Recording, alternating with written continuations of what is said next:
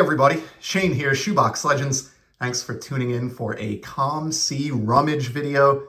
It's a freezing cold Monday morning here in Rhode Island, a long work week ahead, and I figured what better way to start it off. I have a few minutes free here than to do a rummage of some pickups from Calm Sea, one of the most addicting sites out there, especially for cheap cardboard. And we're going to start with a non-licensed card. Check out this Salvador Perez from 2017 Donruss Optic. This is one of the only years that I collected any Donruss or Optic, just because I love the kind of throwback to the 1990 design. And they did these with incredible shine, like you can see here, and all different colors. And I thought this one here, which I think is an aqua parallel, was actually a really nice match for the Kansas City Royals. Perez, I do think, is a future Hall of Famer. And I love that the catcher's gear here really prevents you from realizing that that's an unlicensed card. So that has a lot of things going for it. That particular Panini card, I love that one. Probably a 50-cent pickup. Quick hockey card next.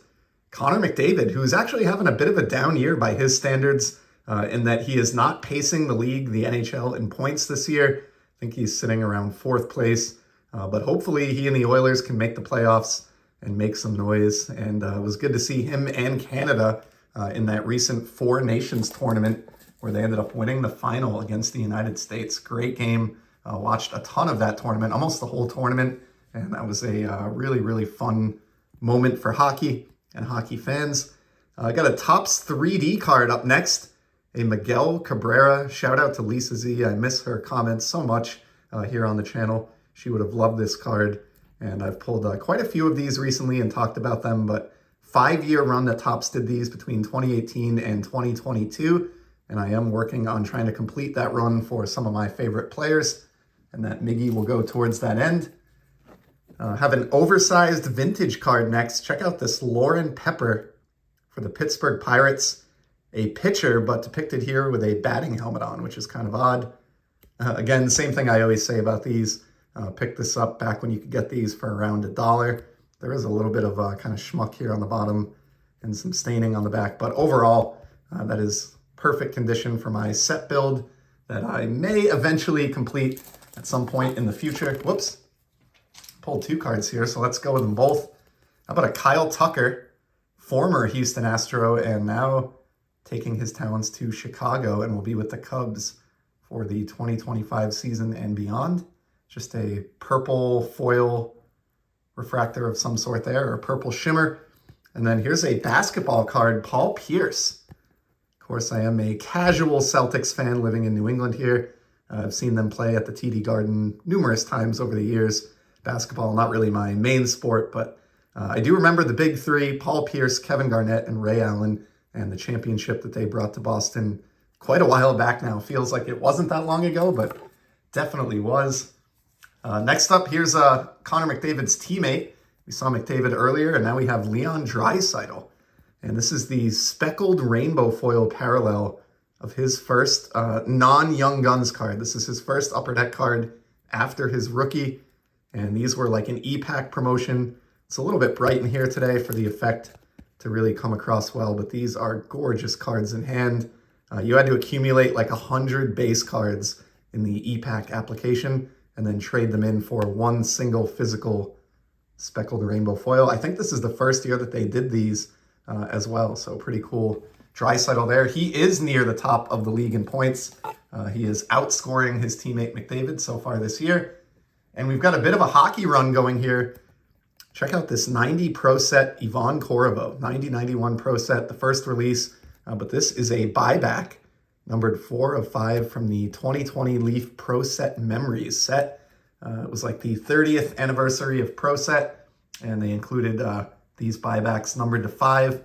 And there's also a red version, which is a 1 of 1. So there are 6 total buybacks of each Pro Set card.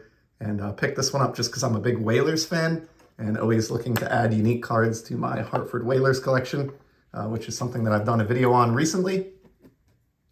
Back to the shine here. This is one I would not get nowadays, but on the 1987 Topps, the throwback design, this is one of those silver pack Juan Sotos that you would get 1 pack of these on the top of your hobby or jumbo box. This will look nice in the Soto Z Folio, but I can tell I picked this one up a long while back. This is not the type of card that I would really pick up on ComC any longer, but still happy to have it. Another great hockey card here. A lot of hockey representation today. A set that I've shown many times, and I think this is even a duplicate for me, but if I find these, especially of some of the best players in the history of the game for like $5 or less, it's really hard to turn them down. This is a Mark Messier Prism Immortalized with that glorious Lord Stanley's Cup fully etched. Love those inserts. Fun one here, Vladimir Valentin, the single-season Nippon Professional Baseball home run leader. And this is a relic that I got featuring a ticket stub from his 2008 campaign. It does have two game-used swatches here, but they're plain white, so pretty boring. I will have to look this up after the video. Obviously, didn't know I was going to pull this, and my memory isn't that good, but I've tried to stick to buying versions of this where the game that the ticket is from is a game that he actually did something significant in, or even better, hit a home run in. So that's possible that it happened here. Rays versus Mariners on August 8th, 2008, but I will check that out after the video. Just a fun, cheap pickup. His cards are not expensive, so I've been having a blast building out my Valentin collection. Here's a 52 Bowman in pretty good shape. Decently centered, not perfect. There is a crease, I think, through the middle of the card here, but looks pretty appealing. Yeah, you can kind of see the crease there going through his elbow. Just a surface crease. Doesn't go through to the back, but Billy Goodman of the Red Sox. I've said it many times, but there is almost no Bowman card from the early 50s that I would not want to have a copy of in my collection, and the 52 Billy Goodman is no exception to that rule, so happy to see that one come out of the box. We got a vintage football card up next, and I think we will have hit all four major North American sports with this one. This is, I think, a 55 Bowman John Hoffman. Look at that $1 million smile here for the Bears. I love the Bears logo.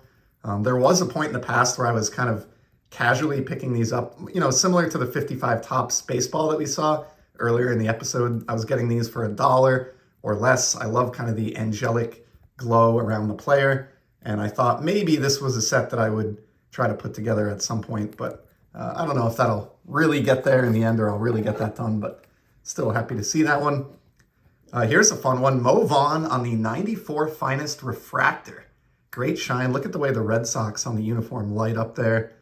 This is back when, as many of us know, Topps cared a great deal more about their shiny cards than they do today, for the most part. This was just the second year of Topps Finest. These had started, of course, with the infamous 93s the year prior. Those had a confirmed print run of like 240 something. I don't know about the 94s, but they're not easy to come by, and they've kind of dried up over the years as more and more collectors get into these, and maybe some collectors are priced out of the 93s and want to go with the 94s. So happy to see that Mo Vaughn American League MVP pop out of the package, or pop out of the cheese box here. Got a Sapphire card up next. Albert Pujols with the tip of the helmet to the crowd on the 2022 Topps Chrome Sapphire release. This would have been a great final card. He does have a 2023 card, which is his true final card, and it is also a tip of the cap. I actually like the look of the 2022 better as far as the photograph. I don't find the 2023 to be that flattering, but just a cheap Pujols pickup there. Next, we have our second 1955 Topps card of the episode, Mayo Smith, the manager of the Phillies. Love manager cards. There's something that I really miss in the modern Topps flagship set. Wish they would bring those back. Manager cards and team checklists. Those were really, really fun back in the day. And another, really clean. This one actually looks even a little bit better than the first one that we saw. But love that Mayo Smith. And two more cards down now in my 1955 Topps set pursuit. Maybe I really will get that one done someday. And then here is a Sid the Kid. This is a Spectrum from Metal Universe. Same insert here, or parallel, I should say, as the Connor McDavid. And I showed the Ovi, I think, from this earlier, maybe a week or two ago in a rummage. But yeah, the space backgrounds on these Spectrum parallels really light up insanely nice. And even for the biggest players in the game, like McDavid and Crosby, there are so many copies of these out there, thanks to the e-Pack promotion. that you can readily get these on ComC for under like maybe 50 cents. So highly recommend that. Crosby having another great individual season.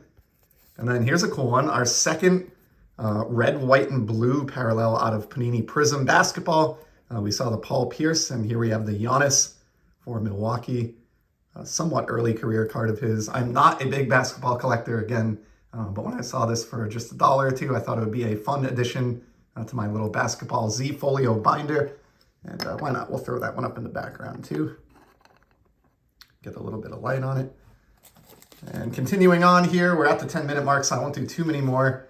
Here's one from the SP Legendary Cut set back in 2001, a Branch Rickey card.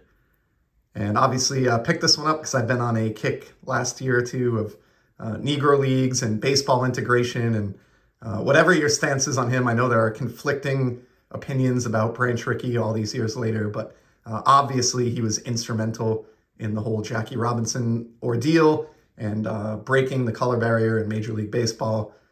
We can get into a separate side debate about how he treated the Negro League players or other things, but an important figure in baseball history and someone who I personally don't have many cards of. So when I ran across this one with some nice gold foil work, thought that would be a fun, cheap pickup for the collection. And another hockey card here. This is a rainbow blue of Artemi Panarin.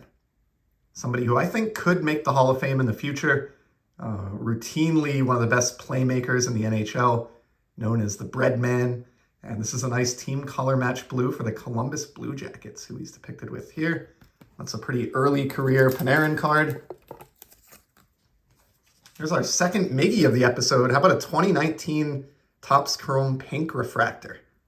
No idea why I picked this up. I probably would not buy this nowadays, but must have been on a cheap Miggy kick for a while there and ended up grabbing that. And then we'll close out with this one, a non-sport card from the 2001 Topps American Pie release, John Lennon. How cool is that card?